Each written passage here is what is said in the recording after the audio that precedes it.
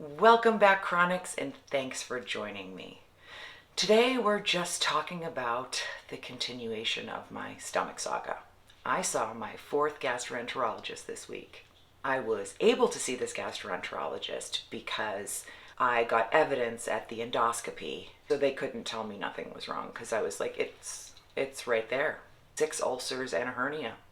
Could those be causing my symptoms?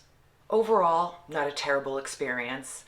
I was first put with a fellow, which is great because let me get them young so I can teach them.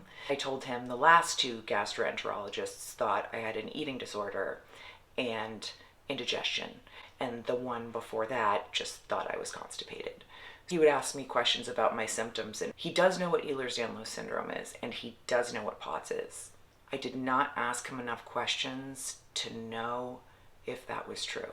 I started answering his questions before he asked it. When he asked me if I smoked medical marijuana, I said yes, and I saw him take a breath and a twinkle in his eye, and I said, no. It is not the whole cannabinoid disorder thing you can get where you throw up from too much marijuana, because I stopped it for 3 months, cleaned myself out just to make sure, and I want to assure you those were the 3 worst months of my life. So it's not the weed. I told him I had SIBO, and I said, but I didn't take antibiotics for it. He said, so you were offered the antibiotics, you just refused them. I said, oh, no. I wasn't offered the antibiotics. She told me that until we found the root cause of constipation, it would just come back anyway, so why bother? I actually held it together pretty well, considering I was talking and a few tears may have dramatically fallen down my cheek. As I said, 7 years. 7. So then he had to go out and get the attending, talk to him, and then they could both come back in and talk to me. They were out there for a good 10 minutes. If only I could have been a fly on the wall. So the attending physician says, I think it's your ulcers causing all this acid issue, so we're just gonna prescribe omeprazole twice a day to get that acid down so those can heal. And I said, okay, can I take the omeprazole in the morning, or will that absorb all my other drugs that I have to take? He was like, it should be fine.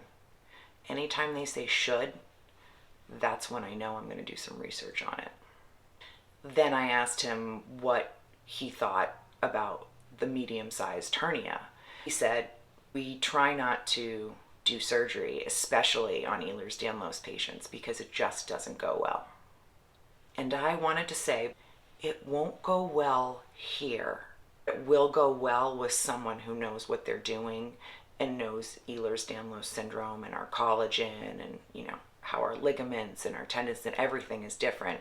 And if they account for that before the surgery, it's actually very successful. Then he says we have to get rid of one thing at a time, get rid of the ulcers. If I'm still having my symptoms, then we can address the hernia. So I have to go back in 3 months, get another endoscopy to see how my ulcers are healing. I'm staring at him like this. And he says, I know it's been a long time. And I just said, 7 years. He's like, I know, but we have to do this first. Now, normally, if he had said no to this surgical consult, I probably would have gone ape on his ass and scratched his eyes out.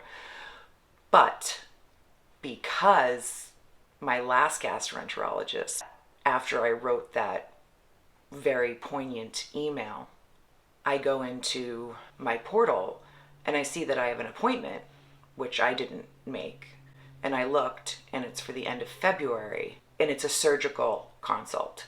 So she passed me on to get a surgical consult, but didn't tell me that I had the appointment. I guess that was like her version of the silent treatment. I imagine she was embarrassed when she read the email I sent. I mean, I would be. So because I'm going to have that surgery consult, maybe together we can all find an answer. As I was walking out, the doctor did say, listen, we're going to fix these things, and if that's not it, we have other ideas. Then he said, have a happy holidays. And I was like, you too. Probably expected me to turn to him and be like, I will try and have a good holiday, just me and my bread and my water. Happy New Year. But I didn't. I just wished him well and thought, New year, new me. All in all, things are starting to look up, which is why we never give up. We hang in there even though it's extremely difficult, and we don't take crap from anyone. I will see you guys next time.